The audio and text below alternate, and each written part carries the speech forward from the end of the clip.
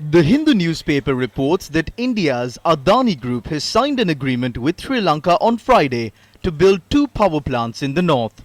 The report notes that the proposed projects have raised questions in some quarters on the apparent lack of transparency in an international agreement. The proposed power plants are to be built in Mannar and Ponarin to generate a combined capacity of 500 megawatts at a cost of $500 million. The Indian media report mentions that the Ceylon Electricity Board has already signed a memorandum of understanding with India's Adani Green Energy Limited for the projects. But the Sri Lankan government has only said that a cabinet subcommittee has approved a $500 million investment project involving India's Adani group.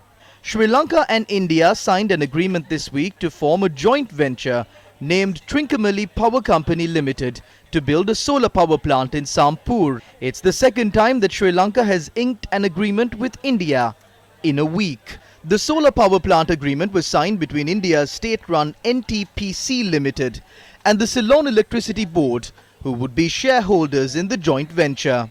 The Indian High Commission said the project is an important step in India's process of investing in Sri Lanka, as agreed during Finance Minister Basil Rajapaksa's visit to India last year. The solar power plant is to generate 100 megawatts of electricity. However, the people have not been informed about further details of this agreement, including how the ownership will be divided over the joint venture. The details revealed so far on these agreements are emerging from Indian entities and not the Sri Lankan government, which is responsible to the people. Although the Norachole coal power plant is one of Sri Lanka's main power generating sources, Chinese experts have to be brought down to the country to rectify any fault. Local electrical engineers say they haven't received passwords to run certain machines. As a result, China now has power to control the country's electricity sector. An agreement has also been signed with US-based New Fortress Energy to give them a 40% stake of the Yugadanavi power plant for $250 million.